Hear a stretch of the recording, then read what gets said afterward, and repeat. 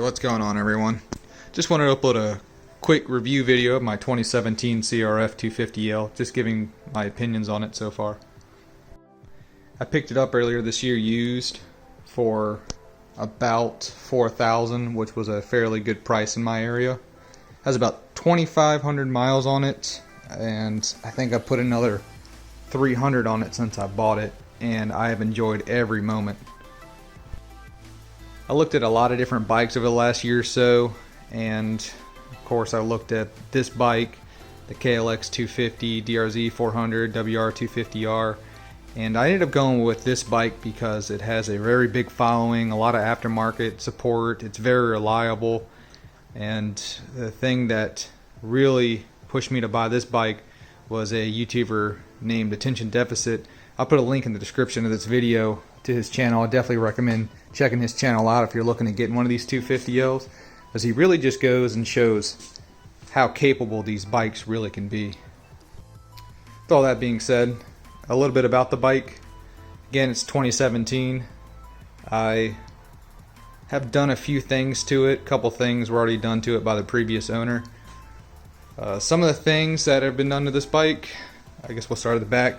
It's got a Rotopax rear rack, has a gas can that came with it. It has a service plastic skid plate. I'll talk more about this maybe in another video if you guys are interested, but I recently installed that. I also installed the service handguards. They're really good handguards, along with the pillow top light grips, I believe, and a USB charging outlet for my phone. Another thing that was done to it is the previous owner installed 1342 gearing on it. It comes stock 1440, and from what I hear, I never got to experience it because it came this way, is that the 1440 gearing is really sluggish and it doesn't really have a whole lot of torque. But I can tell you from my experience with a 1342 gearing on it, it really has a lot of torque on the low end, and second gear is very usable off-road. A lot of people complain about this bike being overweight and underpowered. I think for what it is, being a dual sport, I think Honda really nailed it on this bike.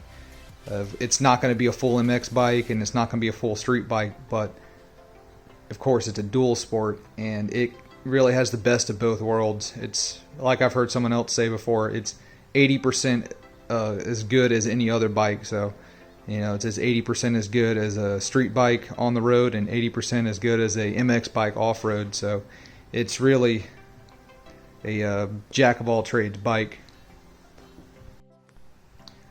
I've been nothing but impressed with the bike as a whole. The only thing I do have to agree with everyone else on, that the biggest negative on this bike is definitely the suspension. The suspension is definitely soft, but I find on-road it's very comfortable. Off-road it soaks up little bumps very well. If you try to take too large of jumps or anything, you definitely can bottom out the suspension. I haven't gotten to that point yet because my skills are still developing as a new rider. But I can definitely feel it even as a new rider. The suspension is very soft on this bike. There are a lot of aftermarket mods for this bike that really fix the suspension problem. I believe there is a Race Tech gold valve kit for the front forks, and for the rear shock you can get a Race Tech, or I believe Olin's also makes a very good shock for this bike. But besides the suspension, there's really nothing I can complain about.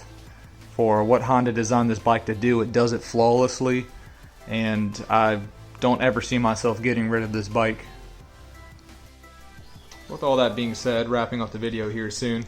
If you are in the market and you're looking at a CRF250L as your next dual sport, I would highly recommend it. I can't say enough positives about it, and you will definitely be impressed. I enjoy every moment I ride it.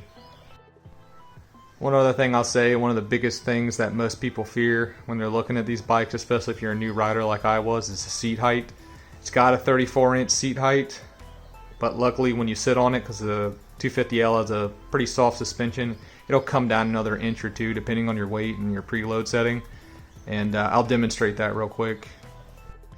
I'm about 5'7" on a good day with about a 30-inch inseam, and when I sit on this bike, it sinks down a bit and I'm able to comfortably touch both my feet down, and that definitely gives you a lot of confidence as a new rider. I would highly recommend this bike for a new rider just because of the seat height for sure.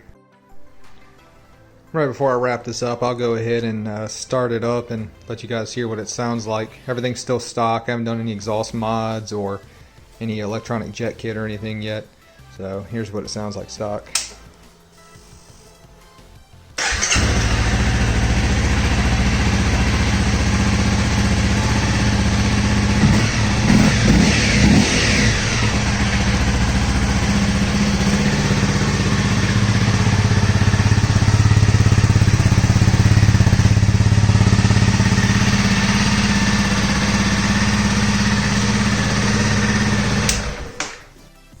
Anyways, wrapping up this video, I just want to say thanks for watching. If you have any questions about the bike, please feel free to leave a comment. I'll respond to everyone that I can.